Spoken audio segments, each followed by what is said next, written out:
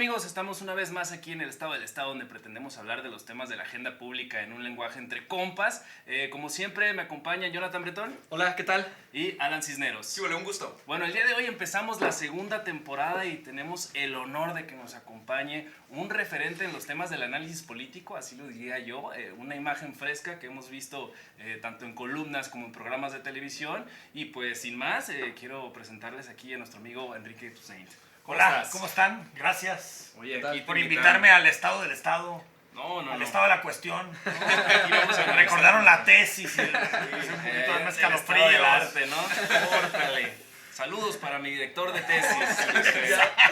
¿Cómo vas con eso? Ya titúlame. Vamos bien, ¿eh? Vamos. Hay salud, muchachos. Que Sí, es lo importante. A pesar del A COVID. pesar del COVID. Bueno, el día de hoy de lo que queremos hablar, tenemos ahí muchos temas de coyuntura que sí vienen, pero hay uno específico que nos llama la atención. ¿Por qué? Porque el próximo año, como todos saben, tenemos proceso electoral en México, ¿no? Y me resulta algo interesante que quiero poner en la mesa, es hablar aquí en pleno siglo XXI, cómo está el tema de las ideologías políticas en las democracias contemporáneas. Como sabemos, los partidos políticos pues siempre son vehículos para llegar al poder y tienen su cierta bandera, pero ¿eso sigue teniendo efecto a estos tiempos o estamos en una cuestión pragmática o qué me pueden decir? Les cedo la voz a quien quiera. No, bueno, a nuestro invitado.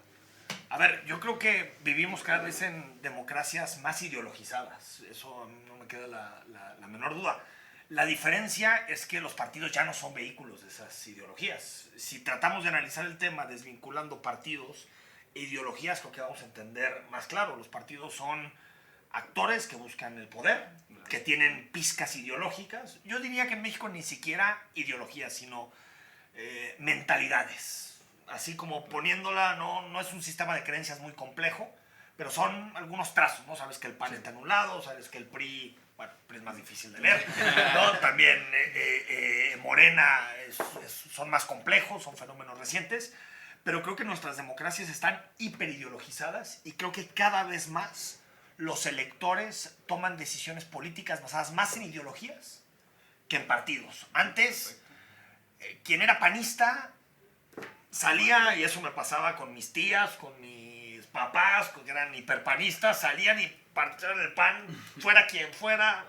Sí. Ahora, creo que el motor ideológico tiene que ver más con causas como feminismo, ecologismo, redistribución, todo este tipo de debates, a diferencia de lo que se creyó que las ideologías están más vivas que nunca.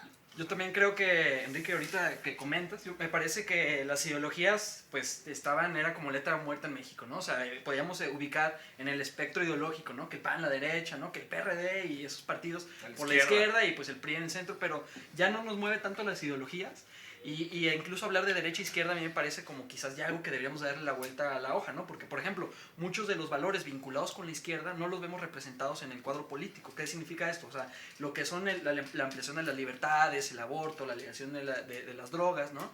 Así como también en términos económicos, como una política fiscal, distributiva, no lo estamos viendo en el debate en los partidos que deberían enarbolar las banderas de izquierda, ¿no? ¿Qué sería quién? Pues en este caso Morena, ¿no? No, pero Morena... Incluso el PT... Pero Morena es un partido, es que ahí es donde se vuelve más complejo. De masas, ¿no? No, y Morena es un partido de izquierda conservador. Sí. Es que esas agendas que tú planteabas claro. no necesariamente son agendas de la izquierda, son agendas liberales, ¿no? Que en muchas ocasiones fueron promovidas por la izquierda, pero también hay derechas en el mundo que promueven este tipo de temas. Por eso yo diría que Morena es izquierda populista conservadora. Sí. Lo que pasa es que las construcciones sociales, las categorías políticas que nosotros presentamos aquí ante la mesa no necesariamente están siendo adoptadas por los partidos políticos. Hay una crisis de representación de los partidos políticos siguiendo tu idea. Y lo vemos en todo el mundo. Vemos cómo las expresiones políticas están creciendo de manera muy rápida, muy veloz. Vemos, por ejemplo, en El Salvador, a Nayib Bukele creció con una expresión política nueva y llegó a la presidencia.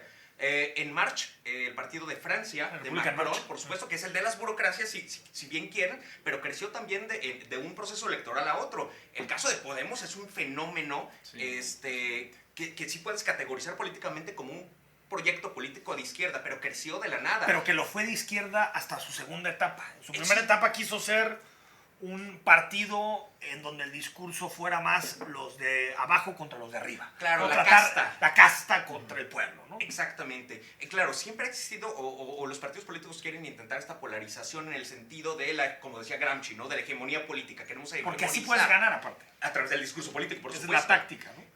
Sin embargo, los partidos políticos actualmente, por eso hay expresiones políticas crecientes tan rápidamente y tan nuevas, porque hay una crisis, porque los existentes no representan las causas, y las causas están plenamente ideologizadas y representadas en las calles. Lo mencionabas, el feminismo, el medio ambiente, la redistribución de la pobreza, por ejemplo, que el Occupy Wall Street, por supuesto, todos estos grandes movimientos que algunos se institucionalizan y quieren competir bajo la vía electoral, y hay algunos que no, que intentan presionar el sistema, lo que decía David Easton, de los inputs y los outputs. Entonces, yo coincido, creo que tenemos una sociedad, unas democracias ideologizadas, pero que los partidos políticos no acaban de ajustarse a lo que está demandando la sociedad, y ese es uno de los grandes retos de los partidos políticos del siglo XXI. Claro, y precisamente abordando ese tema, yo les preguntaría cómo ven ahorita la gama de partidos, qué le van a ofrecer a su electorado, o sea, cómo van a llegar al elector la próxima elección, cómo están los partidos políticos a nivel federal. Si ya vemos que la izquierda no está en la izquierda y la derecha no es clara,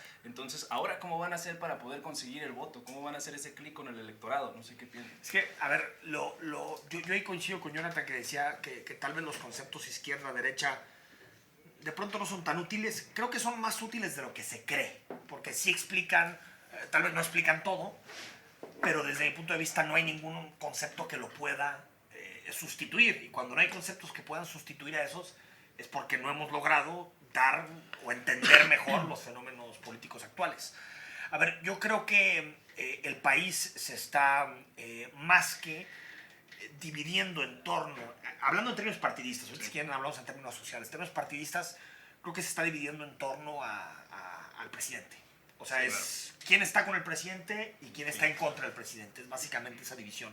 Puede haber una izquierda que esté en contra del presidente. No, bueno, la renuncia de Víctor Manuel Toledo del gabinete es parte de esa izquierda que nunca se vio reflejada dentro de las prioridades de la cuarta transformación. El mismo conflicto interno que tiene ahorita Morena entre ahí tiene que ver con eso. Claro, que hay dentro de la misma izquierda. Entonces, y tiene también un anti-López Obradorismo de derecha muy fuerte, ¿no? Desde Frena, el PAN, algunos gobernadores. Es decir, si hay una oposición, hay que ver si es capaz esta oposición de estructurarse y de ofrecer no solamente un proyecto anti-López Obrador, sino un proyecto a favor de algo. Sí.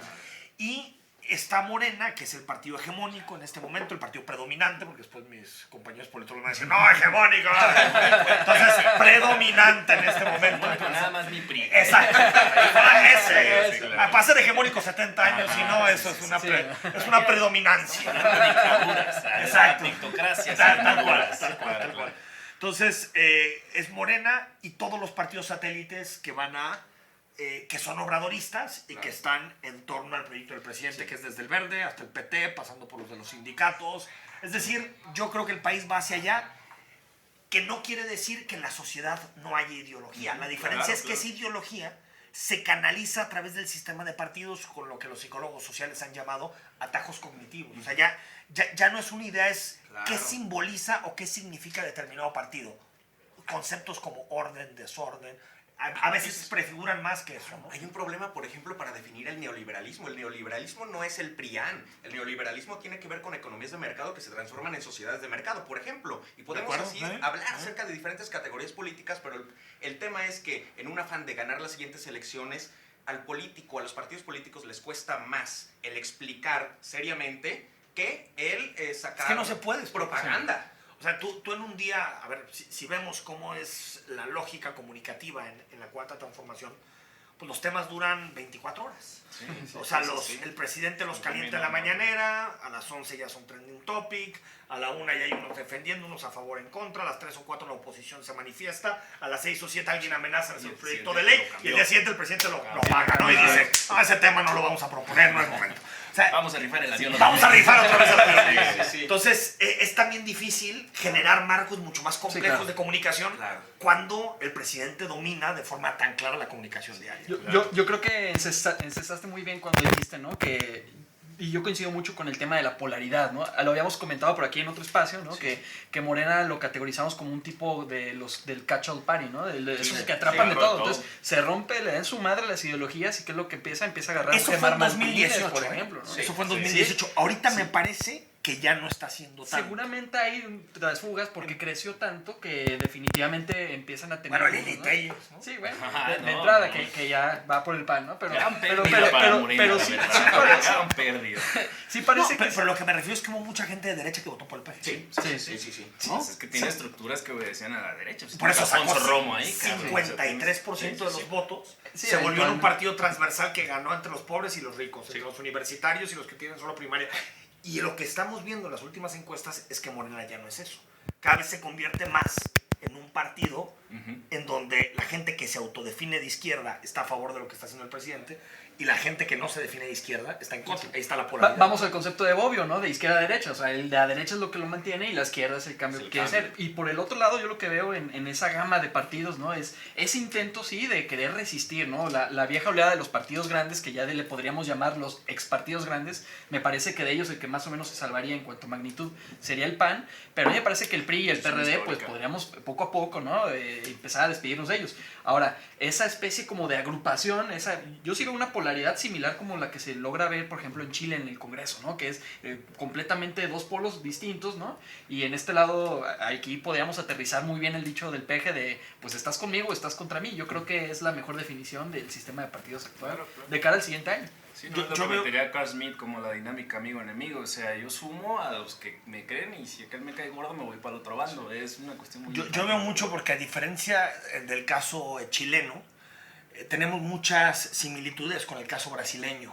Por el tamaño del país, por la desigualdad, Sí. por el número de pobres, por el país tan extenso que es aparte federal, a Sí. diferencia de Chile. Federalista también.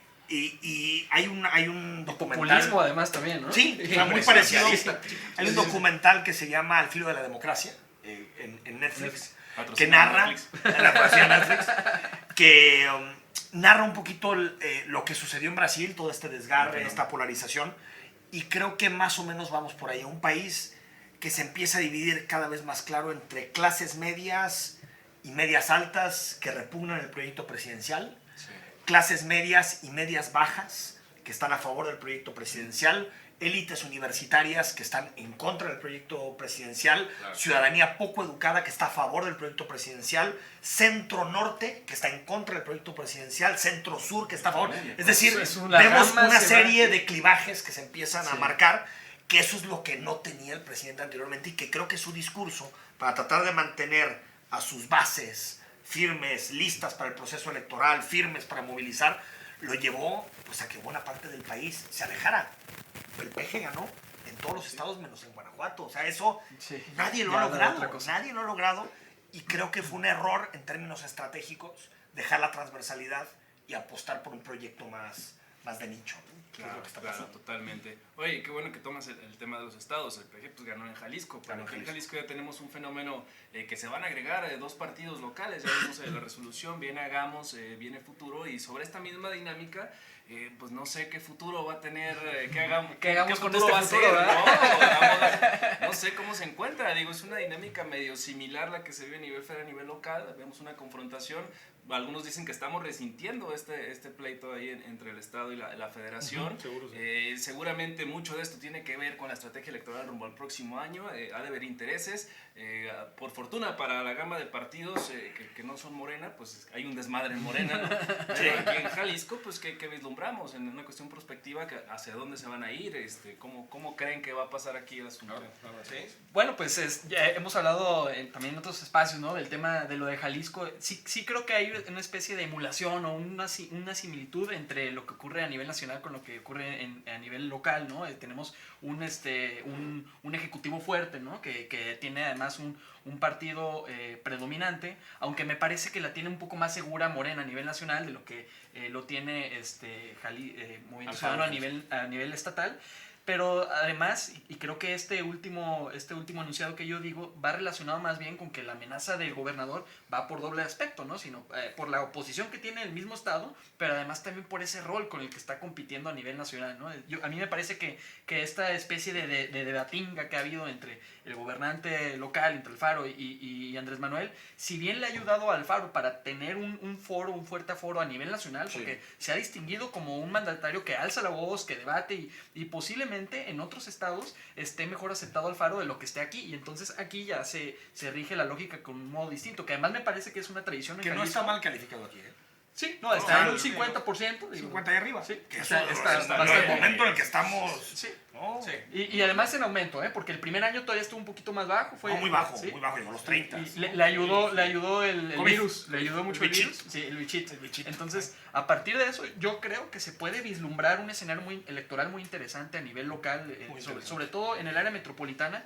Se ve que va a haber una competencia muy reñida. No podríamos hablar de quién se queda con qué, Sí, está pero complicado, la sin verdad dudas. yo personalmente vislumbro difícil el escenario en el cual que Movimiento Ciudadano retenga toda el área metropolitana de Guadalajara. Yo creo que se pierde todo. Es difícil para cualquier partido político en las intermedias el volver a refrendar un resultado electoral, sobre todo con resultados de hace 10 años que te avalan, ¿no? Pero lo que yo diría aquí van a haber dos factores importantísimos. Una, la estructura política que se pueda crear o no en ciertos partidos políticos, y ahí los partidos de nueva creación se ven afectados, aunque resolución de la Suprema Corte creo que ya les va a ayudar en el sentido de que van a ser 60 días de campaña electoral.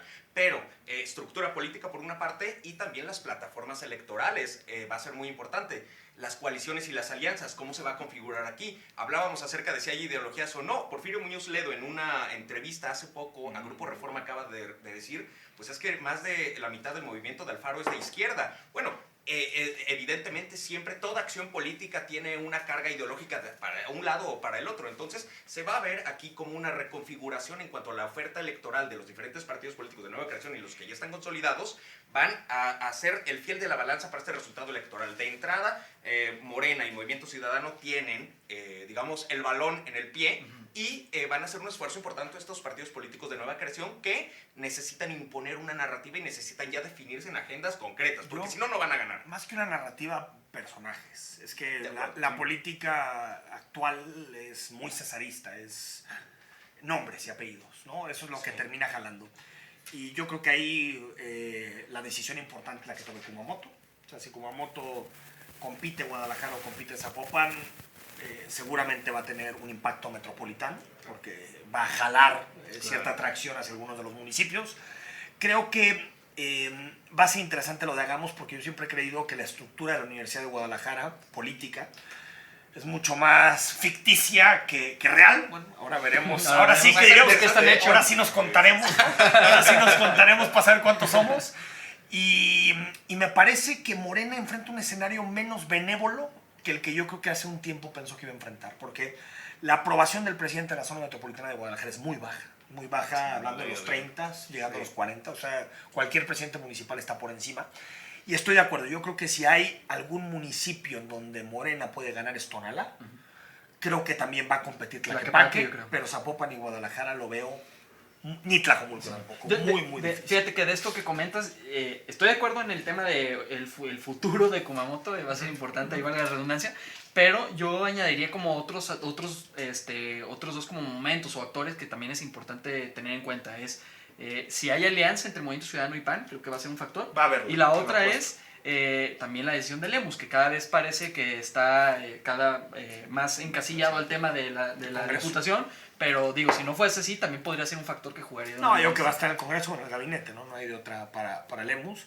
Pero en el caso de futuro, o sea, sí me parece que es el partido que en el poniente le disputa, en el poniente de la ciudad, le disputa a Movimiento Ciudadano. Sí. Y yo la veo muy a pesar de los dos, porque ni MC ni PAN quieren.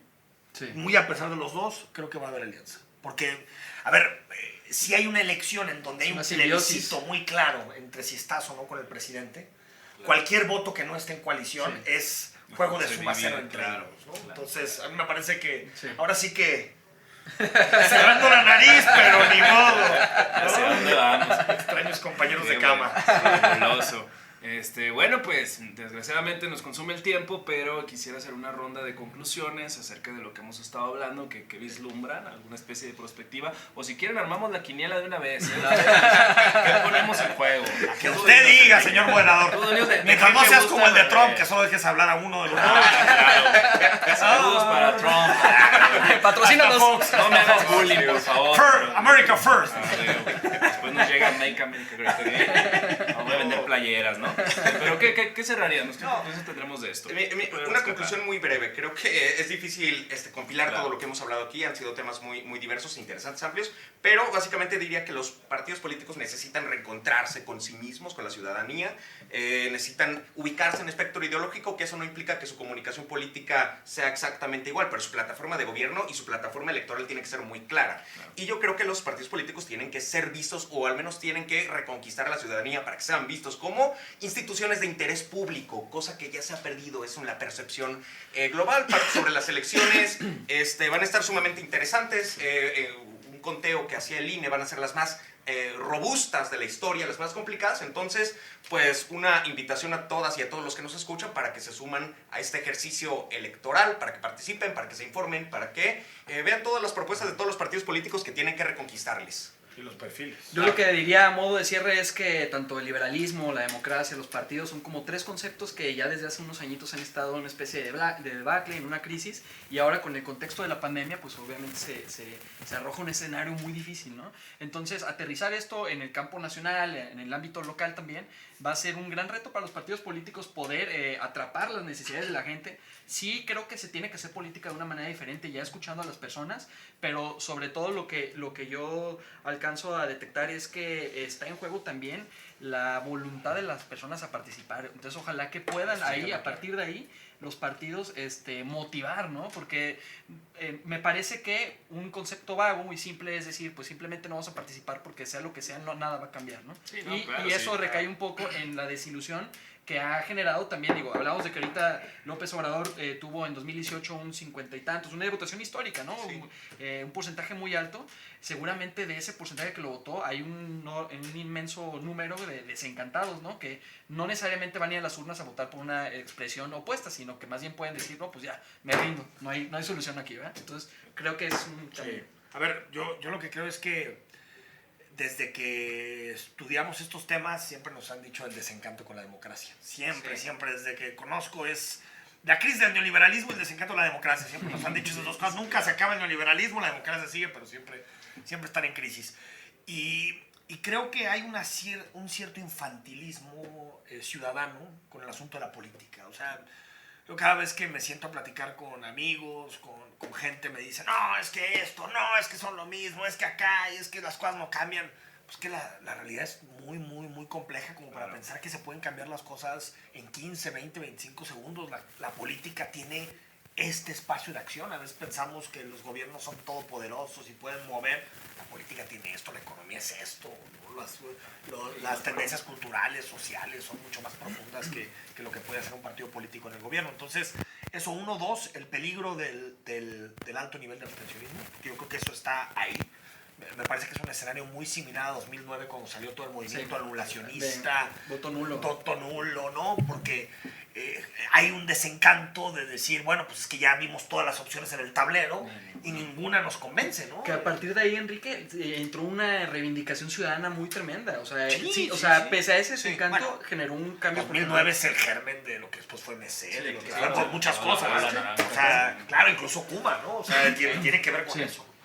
Y creo que cada vez estamos más ideologizados, pero lo estamos no a través de los mecanismos clásicos, tradicionales, que eran los más gramscianos, ¿no? Los intelectuales, los medios de comunicación, sino a través del algoritmo de redes sociales. Eso está fanatizándonos y haciéndonos mucho menos críticos y mucho más ideológicos, no en el sentido positivo, ¿no? Porque hay un sentido positivo de reivindicación de la ideología, sino ideologizados en el sentido de ser incapaz siquiera de escuchar al otro, ¿no? Que eso ya es... La militancia de una idea. Sí, pero ya, ¿no? Y de un personaje, claro. y tú ves cómo el algoritmo en YouTube, en Spotify, todo te va dando, como diciendo, fanátízate.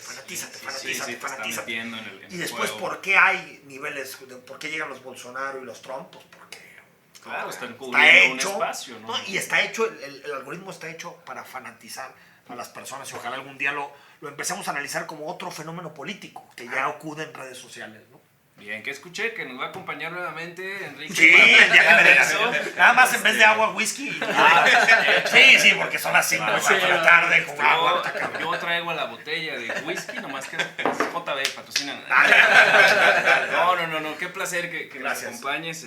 Digo, hay una admiración hacia igualmente, tu persona, hacia lo igualmente. que has hecho por la cuestión del análisis político en el Estado. Justamente hablábamos, hay un fenómeno muy curioso, tanto en las figuras políticas como quienes se ostentan en la opinión pública, y ya son figuras pues, desgastadas, ¿no? Pocas veces vemos caras nuevas, pocas veces vemos pocas personas oportunidades haciendo aparte. cosas distintas, y bueno, pues qué honor tenerte. Yo recuerdo que cuando estaba en la primaria llegaba y me quitaba la mochila para prender la tele y ver a tu... No estoy tan viejo, cabrón, no estoy tan viejo, no mames. Somos medio contemporáneos. Yo lo veía desde chiquito. Pero bueno, pues desgraciadamente esto se acaba, pero la próxima. ¿dónde te podemos ver? ¿Dónde te podemos seguir? ¿Qué redes Estamos sociales? @ftousaint, tanto en Twitter, en Instagram, en todas las plataformas. Estamos en imagen todos los días de 8 a 9 de la noche. Bien. Y estamos en Canal 44 por las noches, los martes a las 10:30. Fabuloso. ¿Y a nosotros dónde nos pueden escuchar? Bueno, el Estado tenemos también el podcast, El Estado en tus oídos, que nos pueden escuchar en Spotify, en Apple Podcast, Google Podcast, también está en YouTube y en Facebook pueden seguirnos. De acuerdo, y ¿Dónde también nos ven? el Estado del Estado en Facebook, Twitter, en Instagram y también en YouTube. Bueno, pues esto fue el inicio de la segunda temporada con un padrino de... Padrinazo. ¿verdad? Por eso él va a traer el Me whisky toca- la próxima sin sesión. bronca, No de whisky. Gastar en alcohol no es gastar. Entonces, no, hombre. Es inversión la Es diversión. inversión. Ahí está el título. Ahí está el título. ¿No? Salió. Es el titular de la- Muchísimas gracias por sintonizarnos. Ahorita ya nos vamos a ir por un whisky. Entonces, por aquí aparecen las redes para que nos sigan. Nos vemos. Muchas gracias. Mientras nos Enrique. podemos decir gracias. Muchas gracias.